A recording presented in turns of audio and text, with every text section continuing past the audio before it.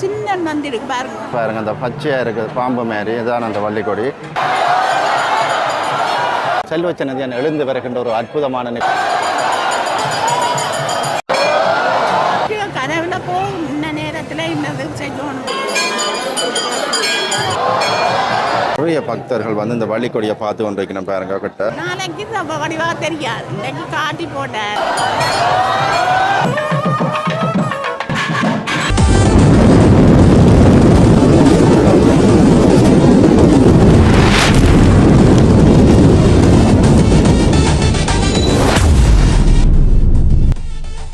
அன்பு தமிழ் உறவுகள் வணக்கம். இன்றைக்கு எங்கே நிகழ்ச்சி யாழ்ப்பாணம் செல்வச்சன்னதி ஆலயத்தில் எனக்கு வந்து நள்ளிரவில் நடக்கின்ற வித்தியாசமான நிகழ்வுகள், செல்வச்சன்னதியான் எழுந்து வருகின்ற ஒரு அற்புதமான நிகழ்வுகளோடு கொடியேற்ற திருவிழாக்கள் இங்கே நடைபெற காத்திருக்குன்னா இது தொடர்பான அனைத்து விடயங்களையும் பதிவு பண்ண உண்மையிலே வந்து இது எனக்கும் ஒரு புதுவிதமான அனுபவமாக இருக்குது. நள்ளிரவில் கந்தன் எழுந்தரில் வருகின்ற ஒரு அற்புதமான நிகழ்வுகளோடு கொடியேற்றங்களோடு நடக்க போகுது. அனைத்து விடயங்களையும் பதிவு பண்ண போகிறேன். வேறு நபர்களை முதலாக எனது காணொலியை பார்ப்பதால் மறக்காமல் சப்ஸ்கிரைப் பண்ணிட்டு காணொலியை பாருங்கள். வாருங்கள் காணொலிகள் போகலாம். நாங்கள் வந்து தேங்காய் எடுத்துட்டோம். முருகனுக்கு தேங்காய் உடைச்சிட்டு தான் ஸ்டார்ட் பண்ண போகிறவங்களோட வேலை திட்டத்தை. நிறைய பக்த அடியார்களும் வந்து நிற்கிறோம் பாருங்க. அப்படியே காட்டுறேன் முன்னுக்கும் எவ்வளோ பேர் வந்து நிற்கிறோம் பாருங்க. சும்மா விழா கோலம் பூண்டு நிற்குது. அன்னதான கந்தன் ஆலயம் பாருங்க. திருப்பணி காரியாலயம் முன்னுக்கு இருக்குது. இப்படியே நான் கோயிலுக்கு முன்னுக்கு போய் கொண்டிருக்கிறேன். இதில் பாருங்க எல்லாமே புதிதாக வர்ணங்கள் தீட்டப்பட்ட நிலையில் இருக்குது. எந்நிதியும் தருவான் சந்நிதியானு சொல்லி போட்டிருக்கேன் சவாதிகள். இதில் முன்னுக்கும் பாருங்க அம்மா 2 தேங்காயோட நிற்கிறா. ஆலயத்துக்கு முன்றொழில் பாருங்க அவ்வளோ பக்தர்கள் வந்து கூடி நிற்கிறோம்னு சொல்லி முன்னுக்கும். தேங்காய் அடிக்கிறதுக்கு இடம் இல்லாமல் இருக்குது. அப்படி பாருங்க தேங்காய் குவிஞ்சு இருக்குது முன்னுக்கும்.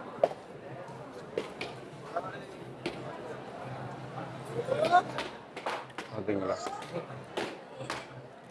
அடிக்கிறது விடாம இல்லாத ஒரு சூழ்நிலை இருக்குது. தற்போது 10 மணி பூசை வந்து நடைபெற்று வருகிறது. இனிதான் அதாவது 12-10 மணி அளவில் தான் இந்த பூசைகள் வந்து ஆரம்பிக்கப்பட போகின்றன. திருவிழாக்கள் ஆரம்பிக்கப்பட்டன. தற்போது வளமையாக நடக்கின்ற பூசைகள் நடைபெற்று வருவதை பார்க்கக்கூடியமாக இருக்குது. நிறைய பக்தர்கள் வந்து கூடி வந்து ஒன்று போயும் பார்க்கக்கூடியமாக இருக்குது. அப்படியே உள்ளுக்குள்ளே போவோம்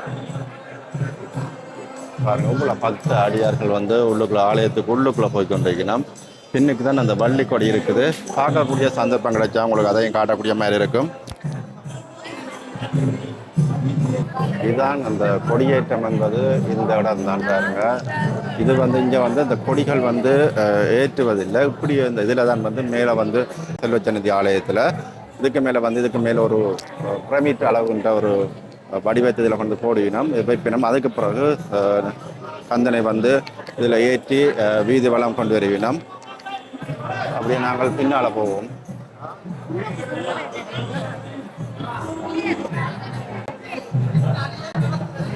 பிள்ளையார் இங்கே நிற்கிறார். அவரை வழிபட்டுட்டு அந்த பக்கத்தால் போகணும். இந்த முருகனை வழிபடாமல் யாரும் போகிறதே இல்லை பாருங்க. எல்லாரும் இந்த முருகனை வழிபட்ட பின்பு தான் ஆலயத்துக்குள்ளே போகணும் பாருங்க.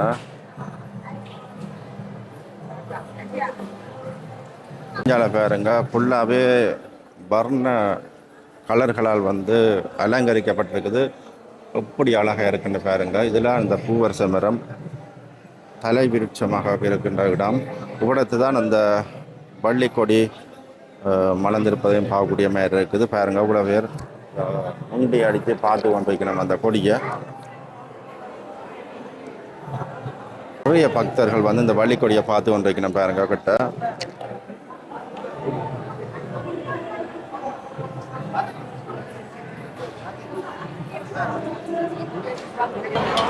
பாருங்க மக்கள், இதுதான் அந்த வள்ளிக்கொடின்றது. இதாக தெரியுது பாருங்க. அந்த பச்சையாக இருக்குது பாம்பு மாதிரி. இதுதான் அந்த வள்ளிக்கொடி. இந்த வள்ளிக்கொடியை தான் நிறைய மக்கள் பார்த்து கொண்டு வரினோம். இதுதான் வந்து இதை வச்சு கொண்டு தான் முடிவெடுப்பினம். அதாவது சன்னதியாண்ட விழாவை வந்து நிர்ணயிக்கிறதே இந்த வள்ளிக்கொடின்னு சொல்லி அந்த காலத்திலேருந்து அந்த பூர்வீகமாக வந்து சொல்லுவினோம். அதே நேரம் அப்படியே முன்னுக்கு பாருங்க. இந்த அதாவது பூவரச மர நிலையில் தான் இந்த சன்னதியான் உருவாகின வரலாறுகளும் இதில் வந்து காட்சிகளாக வச்சிருக்கணும். பாருங்கள், அம்மாக்கள் வந்து அந்த காலத்து அம்மாக்கள் வந்து தேவாரங்கள் அதுகள் படித்து கொண்டு இருக்கணும் அப்படியே முன்னுக்கும். ஓ ஓ வள்ளிக்கொடி முளைச்சாப்புறம் தான் வள்ளிக்கொடிக்கு பூசை செய்து தான் நாங்கள் அந்த நவங்கிறது பூசை செய்வோம். வள்ளிக்கொடியை பார்த்தது பிறகு தான் வந்து பூசையிலே தொடங்கும். சத்துவாங்க. இது எவ்வளோ காலமா உங்களுக்கு தெரிஞ்ச வேலை? நாங்கள் சின்ன வயதுலேயே தெரியும். தெரியும், இப்படி தான் நடந்து கொண்டு வருது. சரி, அவருக்கு கனவுல போகும் இந்த நேரத்தில் இன்னது செய்யணும் பூசாரிக்கு. அதை வந்து பார்த்த உடனே தான் அந்த டைமுக்கு பூசை செய்கிறேன். அதுக்கப்புறம் தான் நாளே குறிப்பினோம், பூசைக்குரிய நாள் குறிப்பினோம். அவன் நின்றா போல குறிப்பினேன். பள்ளிக்கொடி வந்தது அப்புறம் தான் குறிப்பினோம். கொடிமரம் வைப்பான்னு சொல்லுவேன். வருஷம் கீழே இப்படி ஒரு கொடி மாதிரி ஒரு சின்ன வந்துருக்கு பாருங்க. அந்த கொடி கொடி கொடியோ நான் இப்போ பார்த்தேன். அதுதான் வந்த முளைச்ச இது. கல்வி தெரியாது, அந்த தடி தான் தெரியும். கிழங்குல இருந்து தான் பாருது. நாளைக்கு வடிவாக தெரியாது. இன்னைக்கு காட்டி போட்டார் கண்ணில், அப்புறம் நாளை இருக்கோ தெரியாது. ஒவ்வொரு வருஷமும் இப்படி வந்து காட்டுமா? சரி, ஓகே ஓகே, நன்றியா. தேர்வு வேற இருக்குதான்னு தெரியாது, அதுதான் பிரச்சனை. சரி சரி சரியம்மா, சரிங்க. பாருங்க, இந்த வள்ளிக்கொடியை பார்க்குறது இவ்வளோ பக்தர்கள் வந்து அலை மோதி கொண்டு பார்க்கக்கூடிய மாதிரி அப்படியே முன்னுக்கும் அப்படியே பாருங்க. நான் அம்மனை தரிசிக்கிறோம். அம்மனை தரிசிக்க முடியும். அப்படியே இங்கே வர நவக்கிரகங்கள் இங்கே நவக்கிரக தரிசனத்தை நீங்கள் பார்த்து கொண்டிருக்கிறீங்க. இப்போ பாருங்க, அப்படியே பாருங்க, ஆலயத்தை முன்றலில் பாருங்க இவ்வளோ பக்த அடியார்கள் வந்து இருக்கணும் மற்ற நிற்கணும் வழிபாடுகளை ஈடுபட்டு கொண்டு போகக்கூடிய மாதிரி இருக்குது. ஃபுல்லாகவே காட்டுன்னு பாருங்க.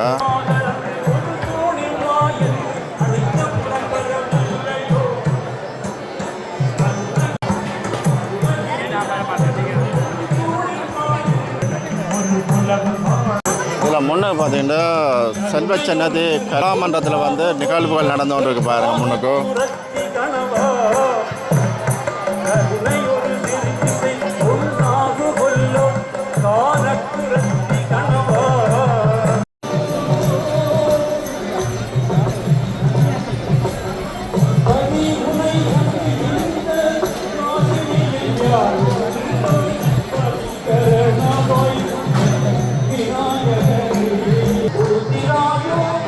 முன்னே பாருங்க நிறைய பக்தர்கள் வந்து இப்போ கூடி வந்திருக்கேன். நேரம் வந்து நெருங்கி கொண்டே வந்து கொண்டிருக்க நேரத்துலேயும் வந்து பாருங்க நிறைய பக்தர்கள் வந்து கொண்டிருக்கணும் உள்ளுக்குள்ள.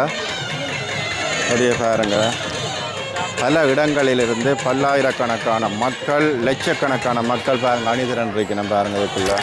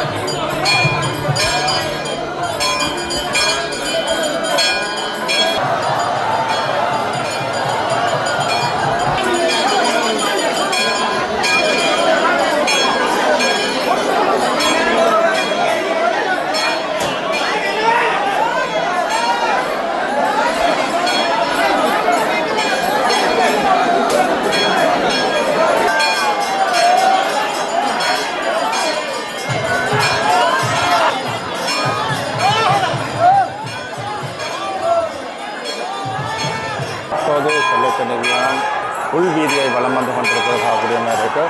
நிறைய பக்தர்கள் தங்களுடைய நேர்த்திகளை தங்களுடைய காணிக்கைகளை வந்து செலுத்தி கொண்டிருக்கிறார்.